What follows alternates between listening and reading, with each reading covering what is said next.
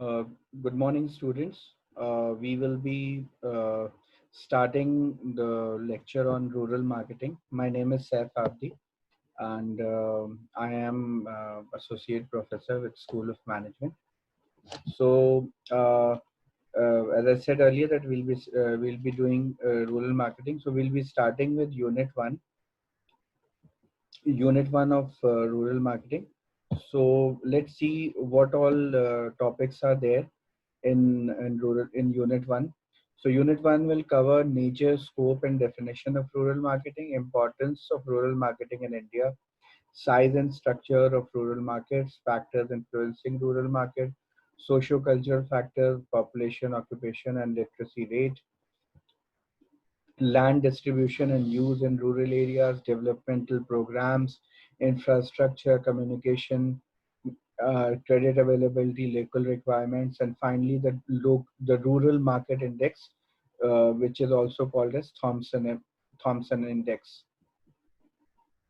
Now, regarding rural marketing, there is a tendency to look at rural marketing only as a form of marketing of farm products or marketing of agriculture products, which is not true.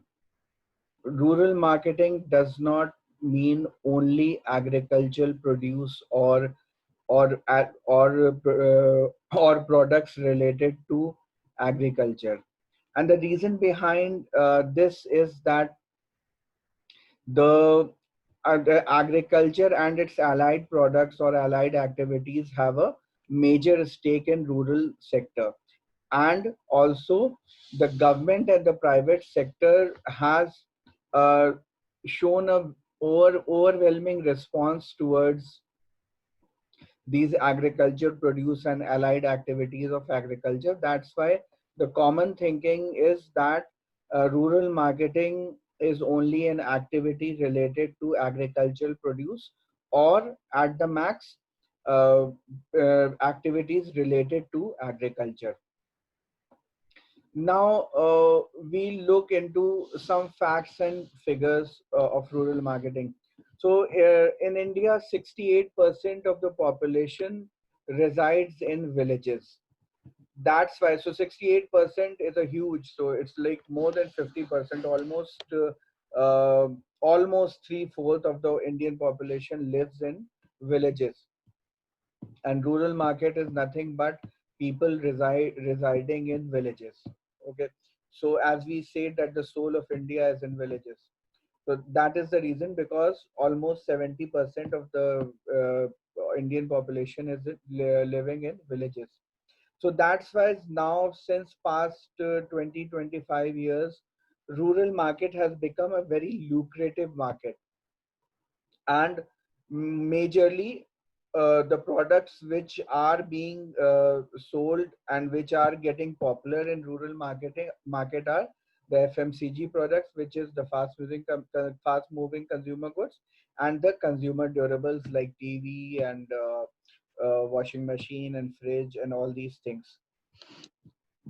So as I said, that the rural market till say around 20 years back or 25 years back was unexploited. Nobody had exploited the rural market too much. But since 1990s, the rural market has been exploited, because the marketeers saw the companies, even the multinational companies which came in India post the liberalization. They saw the potential in the villages in India. So because as I said, the majority of the population was living in villages, so they saw that this is an untapped potential which we can tap into. And obviously, if the marketing is done properly, then this will become a very lucrative market.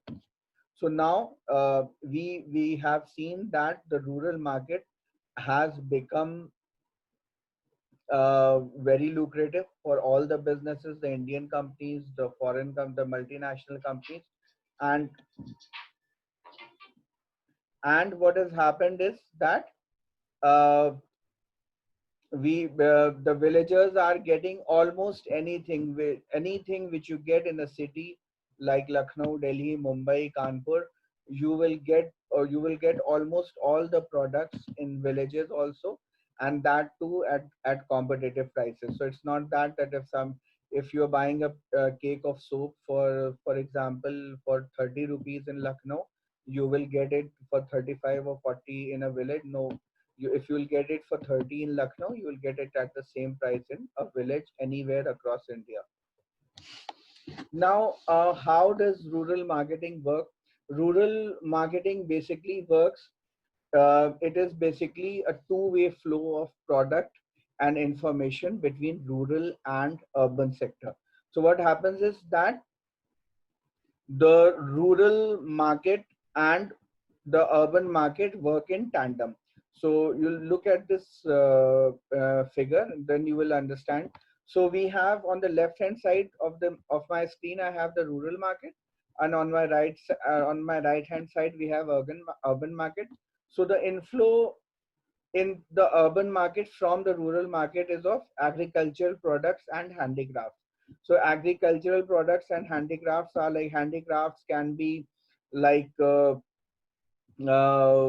some decorative material or some things which are made by weavers like pure cotton cloth and all these things which are done by artisans in villages.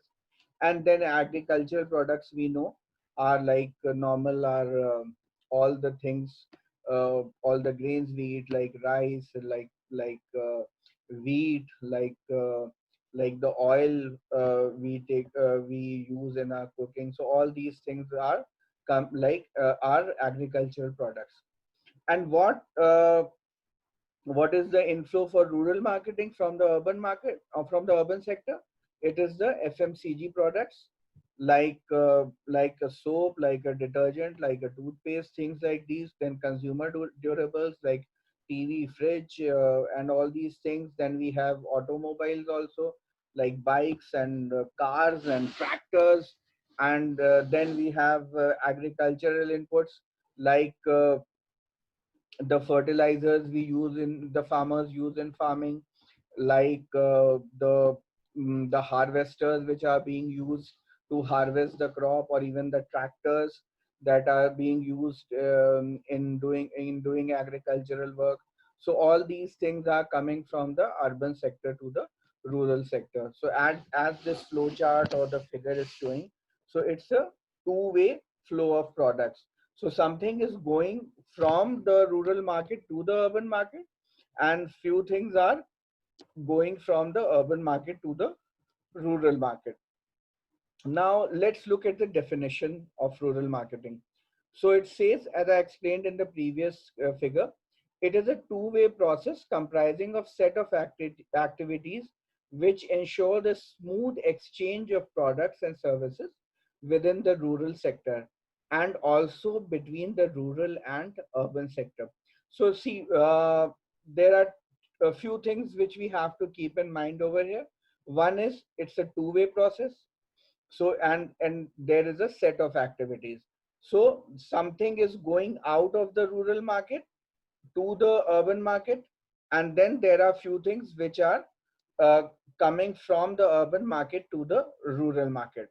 So basically we can say that it's an exchange of product and services. So again, one thing which we also need to know is that it's not only products, it's services also. So both a smooth exchange of both products and services. Fine. So this is the definition. Now let's look at the scope of the rural marketing. Okay. Now first thing is large population, as we have seen earlier that as I said, 68% of the total population of India is residing uh, in rural areas, or we can say in villages, and it is scattered all across India. So it's not that only North India is having rural population, or for that matter South India or Northeast or West. No, it is across all India. So So if you go to Kerala, if you go to Karnataka, if you go to Sikkim, if you come to UP, Punjab, anywhere you will go, you will find cities. There are cities, but there are villages also. So all these areas adjoining the cities are where you can find the villages are all these are all rural areas. So at this point in time, the population of India is 130 crores. So if we take it out, so it will come around 85 crore people are 75 to 80 crore people will be residing in villages. So this is a huge uh, population which is residing in villages. So if we compare it across the world, so this will be like not even if we combine the population of 4 or 5 countries, then also it will not equal this much population. So this large population comes with a huge potential for all the companies, be it the public sector or the private sector. So that is one scope, the large population. Then second is rising rural prosperity. What does this mean? That this just means that the average income level of the rural population is increasing. Okay, so this can be by the means of agriculture, where they are using modern farming practices. Okay, this can be due to industrialization. This is also due to, or this is also due to education. People are now from villages are also studying, they are doing higher studies, they are getting into government jobs, they are getting into private jobs also. So now this is generating income for them. So that's why the the prosperity in the rural region is also on a rise. And so since the uh, the prosperity will rise, that will also give them the money to uh, to buy things. So that is the second one. The second scope is rising rural prosperity. Then the third one is growth in consumption. So since this is again related to the second point, the previous point, that since the purchasing power of the rural consumers has increased.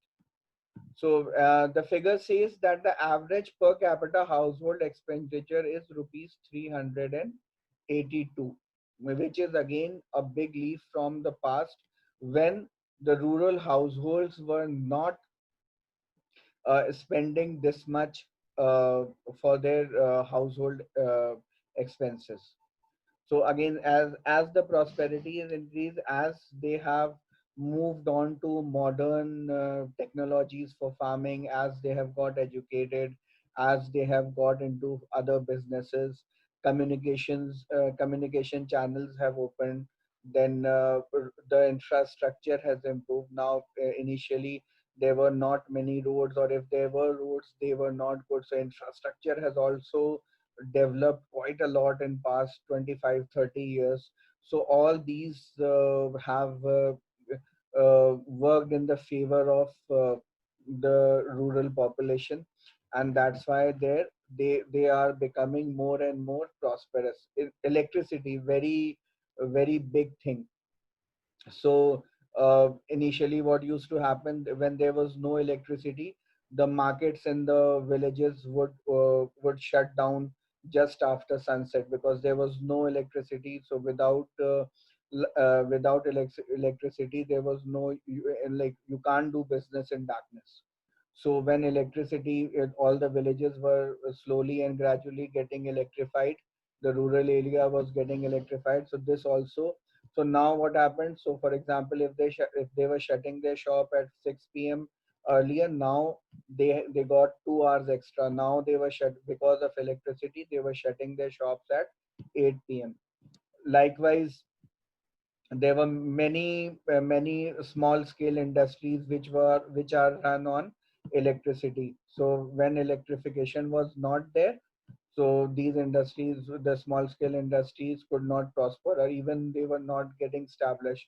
But once electricity came in, they so things which had to run on machines, so and machines run on electricity.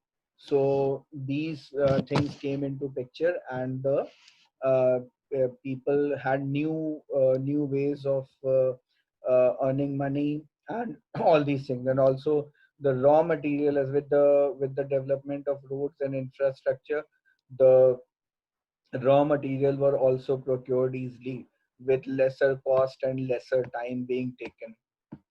Okay, so now then comes the fourth point, which is changing lifestyle. So now this is a very softer aspect, but and this can be some in some way related to the exposure of the villagers to the lifestyle of city lifestyle, as I would like to say, through television and through cinema and all these things. So so initially there was not much exposure, and also they didn't had that much in pocket to even if they wanted, they were not able to. So there were few things. They didn't had the money. They didn't know about the lifestyle of the city people. And the third thing was that there was the availability was not there. So if, for example, if they wanted to buy a pair of trouser or shirt, they had to go to a city to buy it. And so for example, if a shirt is costing 300 for them, so ये train से जाएंगे या बस से जाएंगे, उसमें 100 रुपए किराया लगेगा, दिन भर खराब होगा. So that shirt will cost them, say, maybe 100 or 150 or 200 rupees more, or uh, plus they will lose a day of their work. So things like these. So, and plus they also didn't know about fashion and all these things. But now with the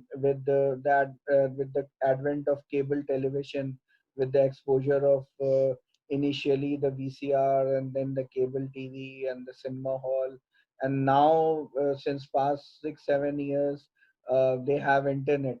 So now they are at par with anyone in the cities. So they know, they watch videos of international people, what is happening across globally and all these things. So that has made an effect on their lifestyle, and their lifestyle has changed considerably.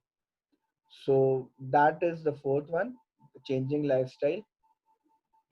Now life cycle advantage. So this is basically uh, about the product life cycle, which you would have studied previously in marketing. So now what happens is the products which have attained a maturity level in urban market, they normally are still at a growth stage in rural market. So that's an advantage for the company. So because as you would know that since after maturity stage comes the decline stage. So if a soap, for example, is in a maturity stage in urban area, it is normally it is in a growth stage in the rural market. So that gives a good backup to the company. And and since we are saying that majority of the market is as of now is in rural area, so that is a big plus for any company.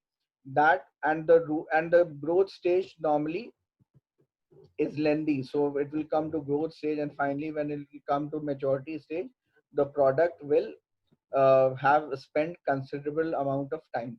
So one is urban market, one is rural market. At one place, you are at a maturity stage, but but your backup is in rural market. So your product is in growth stage. So that gives you a stability in the overall market. Now the sixth point is market growth rate higher than the urban sector. Now, as per a survey done by NCAER, The growth rate of FMCG market and durable market is higher in rural areas. The rural market share is more than 50% for products like talcum powder, toilet soap, cooking oil, hair oil, etc. So, what the growth rate of FMCG products and durable is more than the urban sector. So, in rural sector, the growth rate of FMCG, especially the FMCG products and the consumer durables, is more than the urban sector. And it is also for automobiles and specifically, and these days the telecommunications, for those also, the growth rate is much higher in rural sector than in urban sector. Then finally, the marketing in rural sector is not expensive. So why we are saying that? Say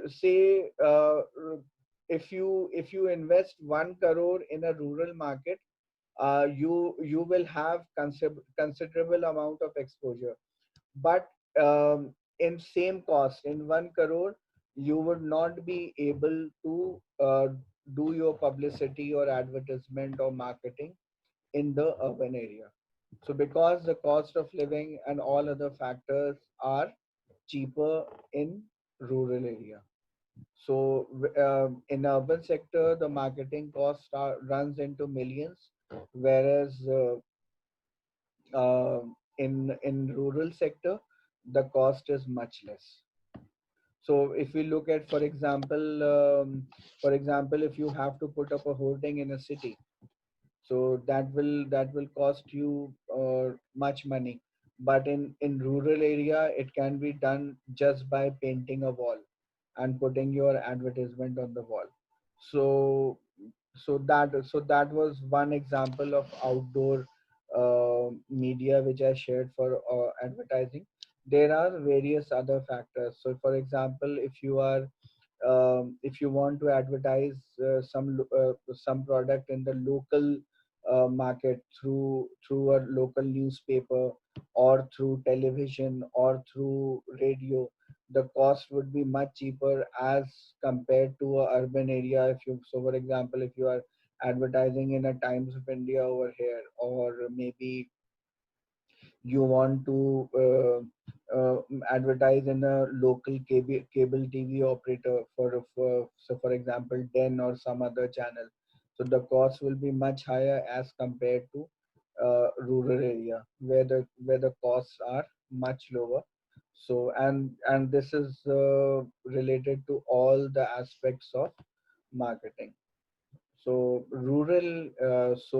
the cost of rural marketing is much cheaper than the urban marketing.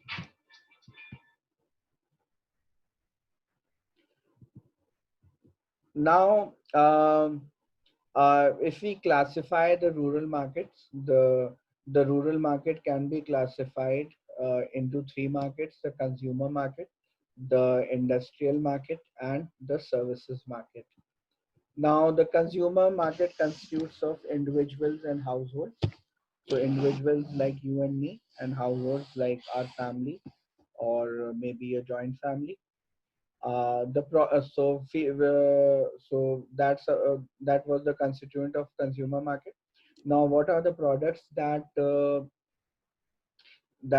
consumer market has? It has food products, toiletries, cosmetics, textiles, garments, footwear, etc. These are the FMCG products. Then the durables are which are there are radio, television, kitchen appliances, furniture, two wheelers, all these things. So this was consumer market. Now the second one is industrial market. The constituents of industrial markets are agricultural and allied activities, uh, then poultry farming, fishing, animal husbandry, cottage industry, and all the schools, cooperatives, and panchayat offices, all these things. So these are the constituents of industrial market. What are the products? The products are seeds, fertilizers, pesticides, animal feed, petrol, diesel, all these things. And what are the durables? The durables are tractors, pumping sets, generators, harvesters, and fishing nets, and all these things. Now, the third is the service market. The service market is, as you know, the service industry. So, its constituents are again individuals, households, offices, etc. And the services which they offer are repairs, transport, banking services, insurance, healthcare, education, communication, and power as in electricity. So all these things are the services which are provided by the services market. So basically the rural market can be classified into three broadly into three sectors, which is consumer market, industrial market, and the service market.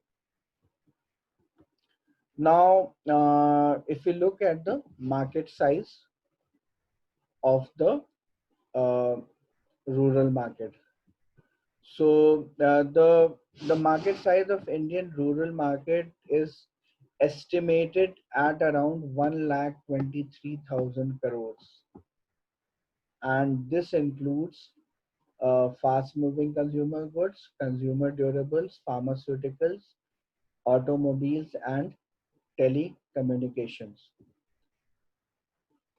Now, there was a survey conducted by McKinsey, which is a big consulting firm, international consulting firm, and they had predicted this was some time back. So they had predicted that the Indian rural market will grow by 4 times. So this was somewhere around 2012, and so it's quite a lot of time after that. But again, this has come true, and we have seen many fold growth in the rural market of India. Now, if we look at one by one at each of the sectors, so if we look at first, we look at the retail market. The retail market is the rural retail market is standing at 40% of overall retail market of India. So just have to see how it is growing. So from say around 30 35 years back, or 40 years at the max, 40 years back, where the retail market was non-existence, and today it is standing at 40% of overall Indian market. So which is a huge, and it's still growing. It's not that it has stopped at 40% or it will decline. No, it it will grow, and again, and it will grow at a fast pace, and it may go above 50 or even 60-65% in near future. So that's how it is. The rural market is increasing, and that's the potential of the rural market. Similarly, for the fast moving consumer goods, so basically, now see, and this is a very interesting thing, that the rural people or the villagers, they spend 13% of their income on the fast moving consumer goods. So this is the second most things which they buy. Second only after food. Food stands at around 35%, and next is FMCG. So again, FMCG, so these things like shampoo, like conditioner, and all these toothpaste, these, so if we go back, just go back around 30-35 years back, these things were not non-existent in the rural market. Villagers didn't knew, कोयले से दांत मांजते थे, shampoo से नहीं धोते थे, साबुन भी जो यूज होता था वो लोकल यूज होता था, और कपड़ा धोने के लिए देवर लॉट्स ऑफ लोकल, और जो वहाँ सराउंडिंग में जो चीजें पाई जाती थी उनसे वो कपड़ा धोते थे. So say, as I said, around 35-40 years back, these things were non-existent, and now they are spending 13% of their income on FMCG goods, which they were not even aware of a few years back. So, and again, there were reasons for it. First of all, their spending capacity was not there. They were not earning this much. Second, they were not aware that these products exist also. उन्हें पता ही नहीं था कि ये product होते भी हैं. ठीक है. और तीसरी बात क्या थी कि अवेलेबिलिटी नहीं थी. तो जब इंफ्रास्ट्रक्चर नहीं होगा और रोड्स नहीं होंगी और and even the companies didn't know the potential of the rural market. तो all these three basically three major factors इसकी वजह से नहीं था. But now since all these things are on a positive front. So now they have disposable income. Now they are aware that these things exist through marketing, through advertising, and all these things, and plus availability or easy availability at a competitive price is there. So that's why their consumption is increasing. Now, now the third one is pharmaceuticals.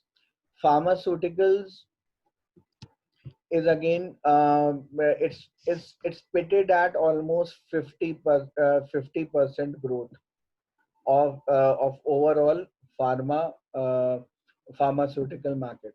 तो जितनी भी pharmaceutical companies की growth है उसकी आधी growth जो है वो रूरल मार्केट से होगी या फिर टीयर टू मार्केट से होगी. सो अगेन इसमें टीयर टू जो ये सर्वे हुआ था इसमें टीयर टू सिटीज भी इंक्लूडेड है. तो tier two cities are basically the smaller cities. So like जैसे हमारा बाराबंकी है, फैजाबाद है, गाजीपुर है, these kind of cities.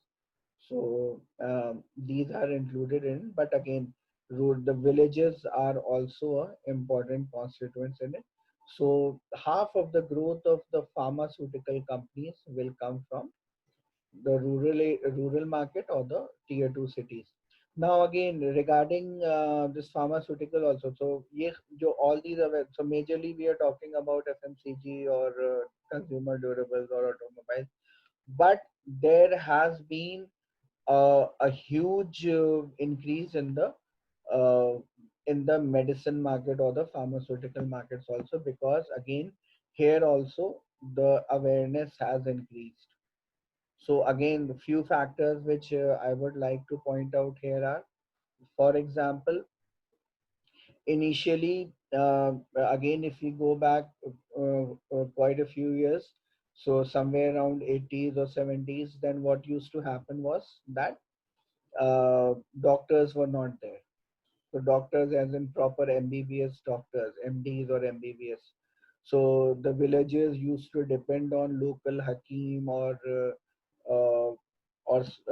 somebody with I'm not remembering the name. What you call the Ayurved doctors, basically. So and these kind of people. Sorry. So people used to depend on all these things. So doctors were not there. In fact, across India, so many there were not many medical colleges and all these things. So that's why uh, there was a scarcity. But cities, the cities had hospitals, they had good doctors, but villagers were again uh, uh, uh, were not getting this kind of medical treatment. So again there was scarcity of resources, the hospitals and nursing homes and all these things. So even if the villagers had some issues, serious issues, they had to come down to the city to get themselves treated or get operated. And all these kind, even for medicines and all, were not readily available. But again, as with the case with others, the infrastructure improved. There were more medical colleges were opened, so more doctors got qualified, more government hospitals were made, especially in villages. In during the 5-year plan of the governments, initially there were 5 year, the planning commission was there. Then now we have the Niti Aayog, but I'm talking about back then when we used to have 5-year plans. So government laid too much stress on the development of rural areas. So through that, more and more hospitals, the basic health centers and the hospitals were made in villages, and from there, uh, and then obviously if the doctor is sitting, the he will prescribe some medicine. So then the shops also open for medicines and all these things. So that's how the pharma sector grew in the rural areas. So now they have doctors, they have medicines, they have, most of them have hospitals, or there is a hospital or a nursing home near about in maybe a 3 or 4 kilometer radius. So that's how the pharmaceutical industry grew, and again it is growing at a fast pace. Then comes the telecommunication. Now, telecommunication, as what I would say is the, as of now, it is the, if we look at the just say around last 5 or 6 years, this has been the fastest growing sector. So with the advent of mobile phones and then internet based applications and all these things, and smartphones coming into picture, the telecommunications has grown at a very fast pace. So much so that 60% of the subscriber base of overall consumer base in India is of rural. So 40% is the urban and 60% is rural. So today I'm talking about the total subscriber base, which is across all the mobile operators. So be it Vodafone, be it Airtel, be it Geo or BSNL. So across all this, 60% of the subscribers are in rural areas. So this is again a huge number. Then comes the automobiles. The automobiles sector is around, it has the rural market has 40% market share of the automobiles, and this is majorly, this constitutes majorly the two wheelers, the entry level cars, you can say is things like Hyundai Eon, or maybe a Maruti Alto, Wagoner or Santro, these kind of cars, and tractors. So again, and I'm not saying that costlier cars or expensive cars are not popular there. They are sold, but the major constituents of these 40% sales are two wheelers, entry level cars, and tractors. Now, finally, the consumer durables. The consumer durables, uh, 59% of the overall sales across India, 59% sales come from the rural market, which is again a huge number. So this is the market size, and if you look at overall market size, so as I had said earlier, 1,23,000 crores is a huge number. So all the players, be it the private sector or the public sector, all can come, and this market has enough potential to uh, to feed all the companies and their products. Now, let's look at some features of the rural market in India. So, one aspect is that it is large. We have discussed this today time and again. So it is huge, around 70 crore customer base, and as I had said earlier, that is spread all across India. So there are around 6,27,000 villages in India. So this 70 crores is spread across the length and breadth of the country. Then the second aspect is the income. So the major source of income in rural market is agriculture or allied agricultural industry. So it is agriculture and things which are related to agriculture. So 60% income is being generated from agriculture or its related products. One thing very interesting is that regarding the consumers, the rural consumers have a very traditional outlook. So they still follow the old customs and traditions and rituals. So this is something which the marketeers need to be careful of, and obviously they consider all these things. So this is something which is different from the urban sector. Then the next one is diverse socio-economic backwardness. So now we have seen that this sector is growing, and so it's not that everything is good and positive. Their socio-economic backwardness is still there, and but it is diverse. So you will find some different issues in Maharashtra, and you will find a totally different issue in Bundelkhand. You will find a totally different issue in Punjab. So all these things. So the socio-economic backwardness is there, but it is diverse. So even if you look just at UP, so UP, so there are issues. So, for example, Purvanchal, which is Eastern UP, is totally different from the Western UP, and Bundelkhand is again totally different from Purvanchal or a Western UP, and Awadh region, the Central UP, is again totally. So in UP itself, there are 4 or 5 diverse regions, so which contribute to the socio-economic diversification. Now, the next one is the infrastructure facilities. We had discussed this a little bit. So again, the infrastructure is the road, the electricity, the communication facilities, and all these things. So it is still so as since we are a developing nation, this is a work in progress. So roads are still being made. Electrification is, I think, so almost complete, uh, as per the statement from our prime minister.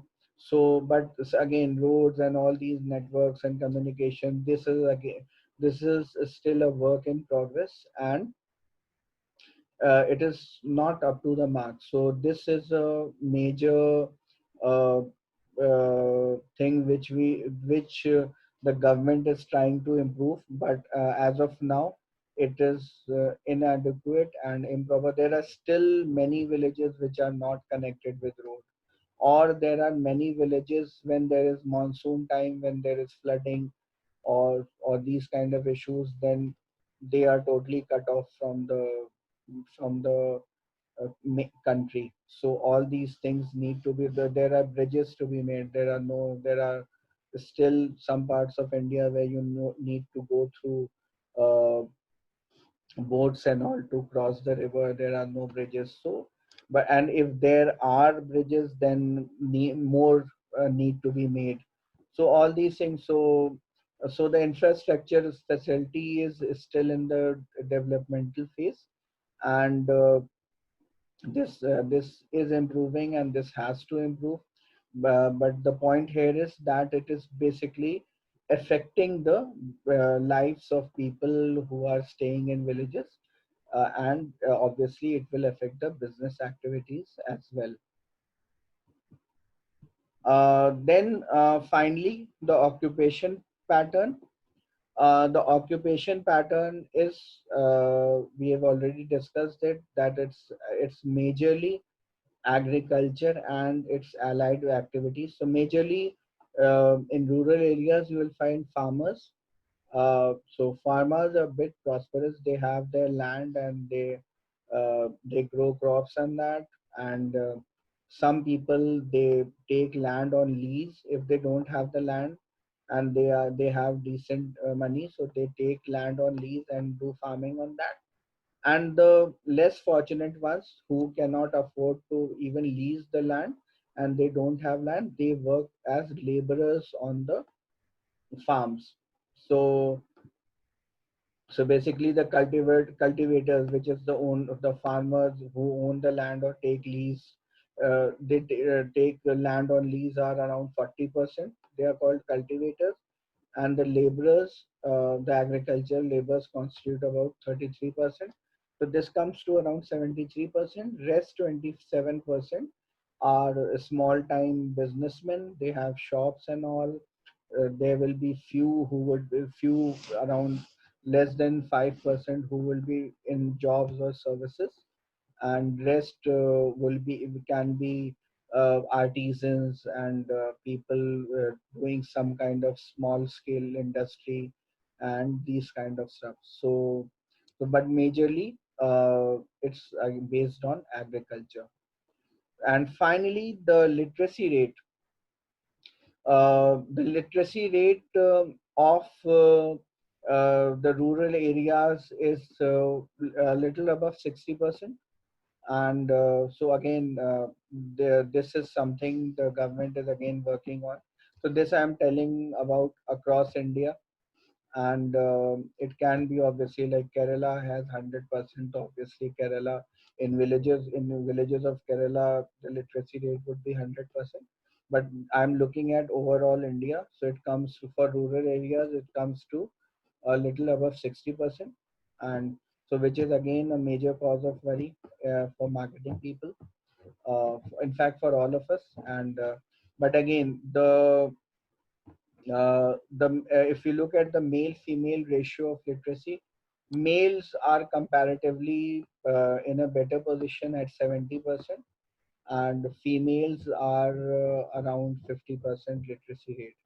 So this thing also needs to be worked upon.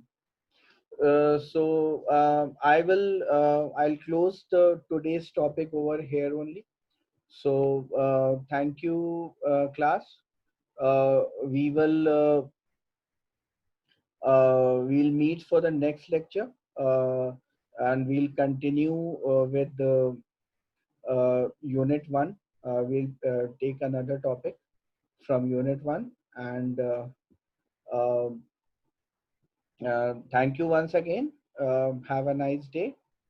Uh, Thank you.